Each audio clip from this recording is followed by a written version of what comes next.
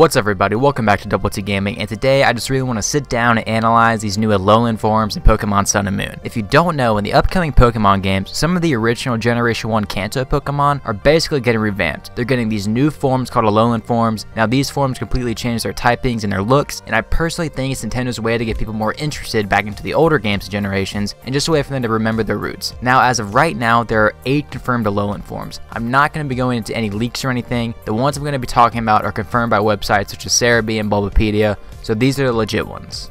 Before we start, it's already been confirmed that these new Alolan Forms are the only forms of that Pokemon you'll find in Sun and Moon. So if you're trying to get the original Kanto form of it, you will not be able to catch it in Alola, and you'll have to transfer it from the previous game. But it has also been confirmed that if you download Pokemon Yellow, Red, or Blue onto your 3DS and play those games, you will be able to use the Pokemon Bank and transfer the Pokemon from the original Generation 1 games into Sun and Moon, which I think is an awesome feature. Okay, first let's talk about Sandshrew and Sandslash. These mouse Pokemon were originally ground-type Pokemon, but in Sun and Moon they will have their form changed to Ice and Steel. They will also have an ability called Snow Cloak, which raises its evasion during a hailstorm. Now at first when I saw this, I was wondering, how does a ground type Pokemon migrate to a tropical area like Alola and turn into an ice type? Well actually, Alola isn't all tropical. In fact, about 5 or 10% of the land is actually covered in snow. So the reason why these Sandshrew and Sandslash moved in the first place was due to frequent eruptions of volcanoes in their original desert home, so it forced them to migrate into the snowy mountains of Alola, so their body had to adapt to the colder climates, and they ended up evolving into a steel and ice type. The bodies of both Sandshrew and Sandslash are completely covered in ice, which really weighs them down, so I can imagine them having a very low speed stat, but that being made up and having very high defensive stat. And just a little disclaimer here, none of the actual stats for these Alolan Pokemon have been released, so I'm just taking a wild guess here and I could be completely wrong. Okay, next up let's talk about Vulpix and Ninetales. Now these two were actually some of my favorite Generation 1 Pokemon just because they look so cool. I mean, they were like literally Firefox as a Pokemon, but in Sun and Moon, these Firefoxes are being changed into an ice type. They have the same ability as Alolan Sandshrew and Sandslash, that being Snow Cloak. Now according to Cerebi, Vulpix came to the Alola region with humans, but ended up moving to the snowy mountains to avoid the normal habitat of Pokemon, which forced them to take on this new form to adapt to their new environment. Now Ninetales, on the other hand, is actually turning into both an ice and a fairy type, and they are viewed as holy emissaries in Alola, and they are actually very gentle and helpful to humans. They are able to produce ice crystals on his body, which can use to either block attacks or shoot at enemies. So once again, I feel like a similar stat switch will be here, with the speed of these new Alolan forms being dropped due to the heavy ice on his body, but its defensive stats being raised due to the heavy ice on his body. Okay, now let's talk about the one that has basically become a new meme on the internet, Alolan Exeggutor. This Pokemon went from being like the height of a human to 35 feet tall and almost 1,000 pounds.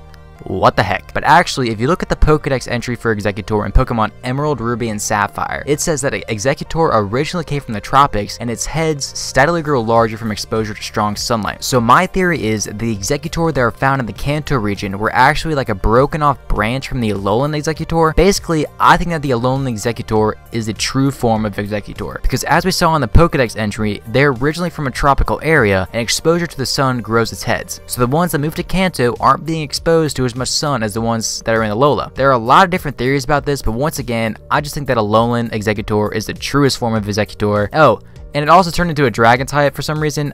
I have no idea why that is, and I have no theories to support that, but you know, more power to you. The next Pokemon is actually Alolan Meowth, and it's being changed into a dark type. Meowth has been one of the major mascots of Pokemon just because it's been in nearly every episode of the anime for the past 20 years. So seeing him get revamped is pretty cool. Now, Meowth have always been associated with like royalty in the upper class, not the Team Rocket Meowth, but most other Meowth in the anime are basically treated like house cats because they're being cared to all the time. So according to Cerebi, Meowth are not from Alola at all. They were sent to the royal family of Alola as an offering from another region, and these Alolan Meowth have two really big personality traits to them. They're basically incredibly selfish, and they are very, very prideful. Now, they haven't revealed a model for an Alolan Persian, but I'm assuming there is going to be one, basically because if the pre-evolution has one, then the final evolution has to have the same typing as well in my eyes. Maybe not to other people, but it makes sense to me, so you know, like YOLO or whatever. Now let's talk about Alolan Marowak. This Pokemon is being transformed from a ground type into a ghost and fire type. Now, there's not really a good explanation as to why this change took place, but the Alola region is based off of Hawaii, and in Hawaii, having fire performance are actually pretty common. And when I say that, I mean like fire dancers and fire spinners. And it seems like the Alolan Marowak is based off of pretty much that. According to Cerebi, they light both ends of their bones on fire and rub them against their forehead, hence the giant black mark right in the middle of their forehead. Now once again, they haven't said anything about Alolan Cubone, but I'm just going to assume there's going to be one, because I doubt that a ground type like Cubone would ever be able to evolve into a ghost and fire type like the new Marowak. So they probably won't release a form on like an official Cerebi, but there will probably be a Alolan Cubone in my opinion. Okay, now it's time for probably the most neglected Pokemon of all time, Raichu. Raichu is the evolved form of Pikachu, and if you live under a rock and don't know, Pikachu is probably the most famous Pokemon of all time. Like, his name is trademarked and everything. They even had a Thanksgiving Day float for him one time. But I guess this is the way for the Pokemon Company to give Raichu a little bit of glory by itself by giving it an Alolan form.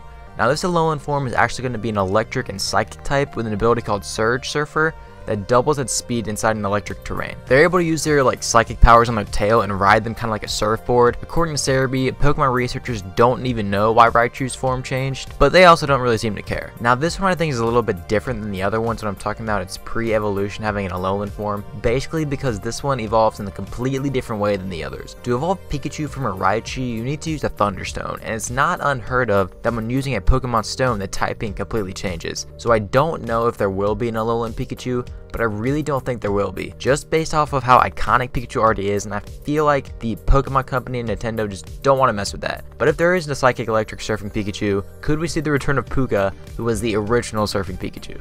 That's basically it, guys. Those are just my little summaries and analysis of all the confirmed Alolan forms to this date. By the time you're watching this video, there are probably going to be a lot more Alolan forms released, but this just covers the ones that have appeared in the actual game trailers for Sun and Moon, so I think it's safe to say these ones are real. Now, I personally like the idea of Alolan forms because I feel like it gives these 20-year-old Generation 1 Pokemon a chance to get back to relevancy, so I don't really have a problem with what they're doing. And so far, it only seems like they're doing Pokemon whose popularity have somewhat dropped over the years. Look at Raichu, Vulpix, Sandshrew. They have gotten a lot less popular over the years, and they don't really appear in the anime that much anymore. Besides Raichu, who was in the Kalos League, but I'm not going to talk about that. I'm curious to see, though, if there will be an Alolan form with a Mega Evolution. Like, say they do an Alolan Beedrill or something. Can we Mega Evolve that into a Mega Beedrill, or are they just going to be doing Pokemon without Mega Evolutions? I feel like what they did with Mega Evolution, though, was just give that to Pokemon who have stayed relevant and well-known throughout the years, which is the exact opposite of what I think they're doing with Alolan form. But will there even be Mega Evolution in Sun and Moon? So far, they haven't really said anything about it, but I still got a lot of questions about it. But if you can answer any of these, please leave it in the comments below, and don't forget to smash that thumbs up button because it lets me know if you like these types of videos.